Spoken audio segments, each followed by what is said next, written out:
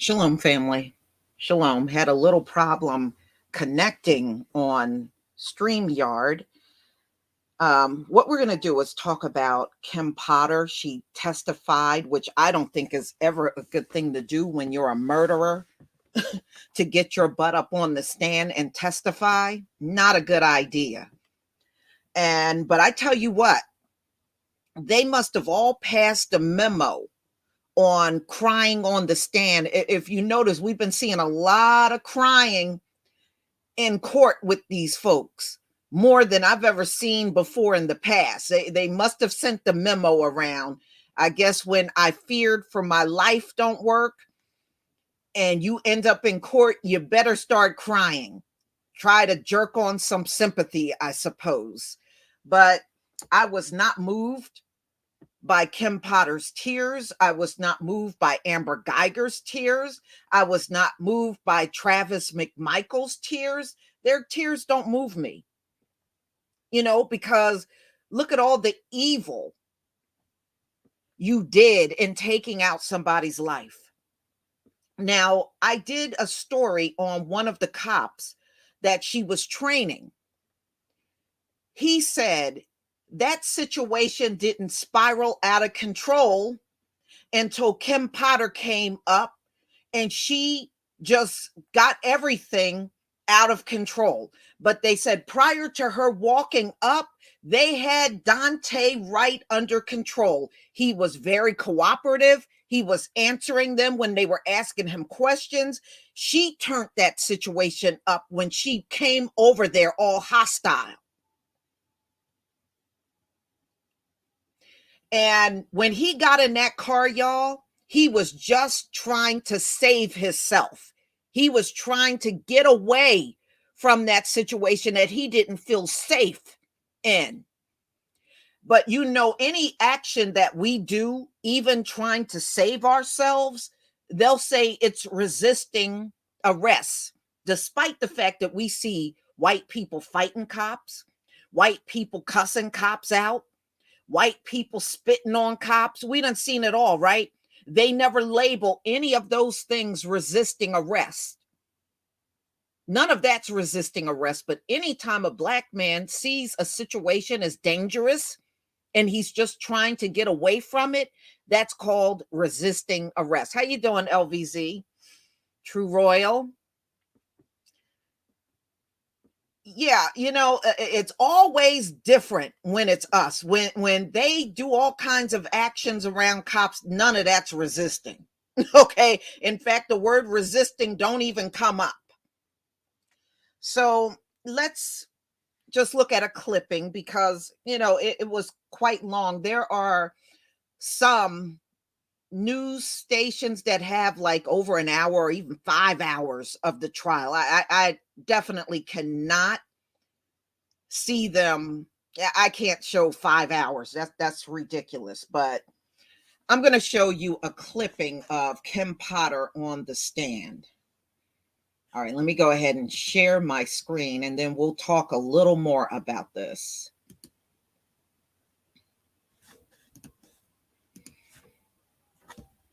All right, y'all. If you can see the screen, please give me a 1. I always want to make sure y'all can see everything before I get started. All right, thank you. All right, here we go. Let's see how we can do this.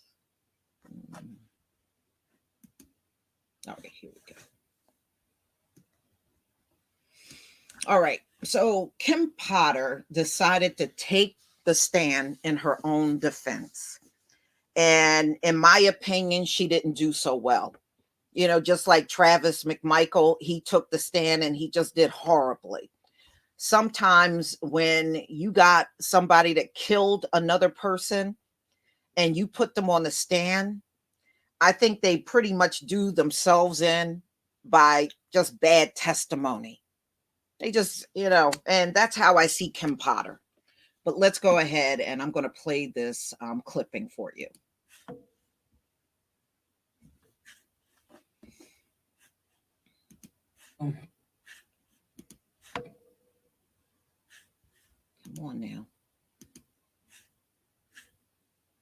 might have to refresh this thing.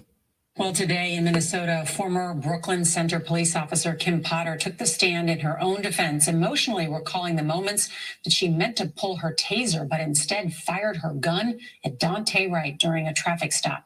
Jennifer Mayerly from our CBS station in Minneapolis is covering the trial.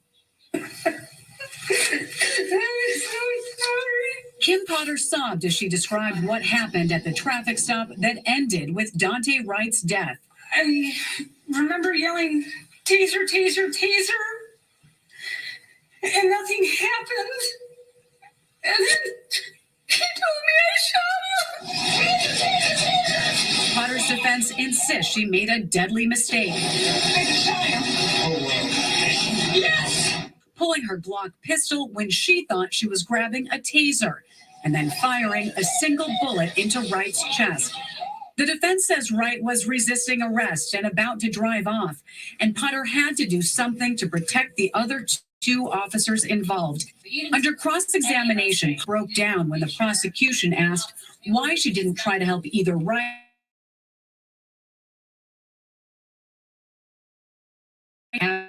after the shooting. You didn't run down the street and try to save his life, did you? No. You were focused on what you had done, because you had just killed somebody. I'm sorry it happened. Body camera video captured Potter's reaction in the moments after the shooting. She was grilled about her extensive training on firearms and tasers over the 26 years she was an officer. You would have had taser training year after year for at least the last 19 years, right? Yes. And the prosecutor tried to poke holes into the defense case that Potter was justified with using deadly force. You didn't plan to use deadly force that day, did you? No. Because you knew that deadly force was unreasonable and unwarranted in this circumstance. I didn't want to hurt anybody. Potter testified that she never fired her weapon or used her taser during her nearly 3 decades on the force. The jury will hear closing arguments on Monday. Nora? Jennifer Mayerly, thank you. Okay. Now, look. Dante, when he was first stopped, he was stopped by a black cop. And it was a cop that Kim Potter was training. He said he was calm. He was talking back and forth with this officer. In fact, I did a video on him. When he took the stand, he said, Kim Potter, what she did was unreasonable. She should not have killed Dante Wright. He was posing no threat. He was not a danger to the cops that were handling him. But what led to Dante jumping in that car was the way Kim went over there. She went turning everything up. That man was not resisting arrest. He was trying to save himself when he drove off in that car. He knew something was about to happen just by the way she went over there and turned everything up. It went from 0 to 100 within seconds. And we have seen cops like Kim Potter do this repeatedly in these stops. It may be everybody is calm until the cop shows up and then everything turns up. Okay. So no, her tears meant absolutely nothing as far as I'm concerned. And I really don't believe her testimony did any good as far as she definitely should be sentenced, in my opinion. I don't care nothing about her tears. Now, what else was he supposed to do? Just stand there and let her just shoot him down? He was trying to save himself. But, you know, anything that we do is always resisting in their eyes. So she did what Amber Geiger did. After she shot him, she didn't do anything to try to save him. She could have went to where he stopped. He didn't stop far away from where he got shot. She could have went to him and tried to do CPR, try to stop the bleeding. Thank you, Esau Edom, for the super chat. Thank you for all that you do for the Most High and his children. We appreciate you. Big Judah, Big Levi, Abdullah Shear, Ayol, and every other child of the Most High who is doing their best to awake and guide his children during these times. All praises to the Most High. Thank you very much. And thank you for that comment. So when do we get to save ourselves from a situation like that? He had no way. Once she pulled that trigger, he couldn't even, what could he do? You know, can you imagine feeling yourself die? He had to feel that behind the wheels. He had to feel that, you know, and even his girlfriend, she testified really in the very beginning of the trial when it first started. And she said there was no reason for her to shoot and kill Dante like that. And I mean, even her being all over the ground, that's just that same Amber Geiger hysteria that we saw after she shot both of them. She's on the 911 call. I'm going to lose my job. I'm going to lose my apartment. How about saving both of them, or at least try to save them? No, you on the phone with 911 trying to save yourself. And that's exactly what Kim Potter did. She fell all over the ground, getting all hysterical, trying to save herself instead of trying to save the victim that you just shot. She, like the lawyer said, she could have went to him and tried to save him. She didn't do nothing. No, you know what? It's just like we said before. When they shoot one of us unarmed, they're hoping that you'll just bleed out and you won't be able to give a testimony at all. You know, we have seen this scenario so many damn times, it's not even funny. It's not funny. When those cops had the handcuffs on him and they were just talking to him, she should have just left the situation alone. But they just simply can't help themselves. When they spot a black man, they just got to come over and do some off the cuff mess that will always lead to the death of that person. You know, yeah, D. Collins, there was a second incident, and she was also training. And before she pulled the trigger, she said, turn the cameras off.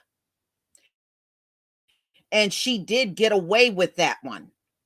She got away with that completely. And to be honest with you, they need to reopen that case, especially if they find her guilty of what she did to Dante Wright.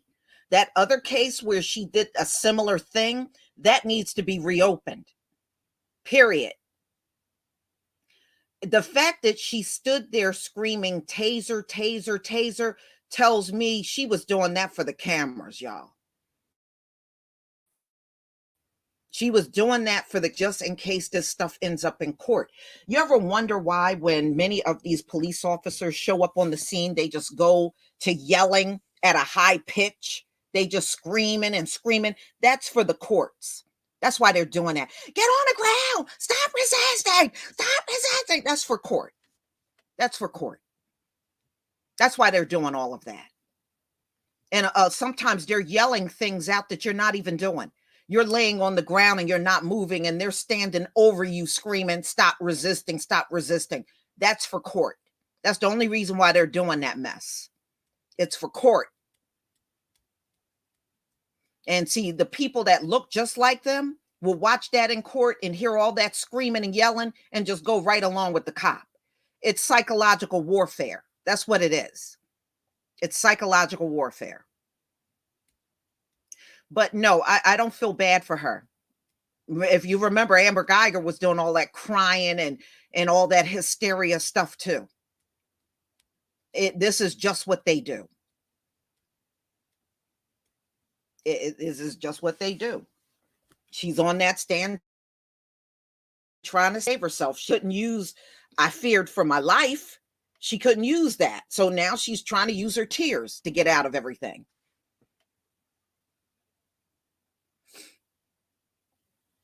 Yeah, but you know what? It's a good thing that so many of those officers had their body cams on and the dash cam on the other cop cars, because ultimately she could have told a whole different story back in the day before everybody had phones and everything. She could have told a story and clearly got away with everything.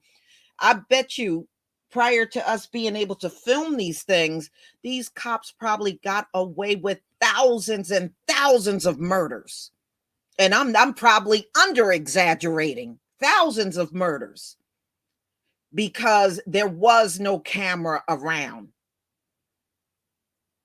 And you don't know how many got taken out execution style. And I really believe that's what Kim Potter did. She executed Dante Wright. She shot him in the chest at close range.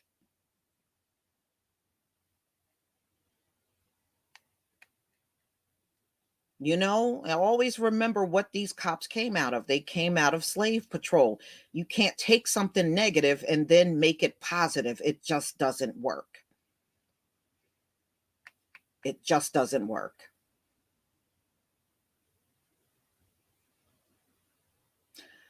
So, y'all, I'm not going to hold you up any longer. I just wanted y'all to see how she couldn't even hold her composure on the stand.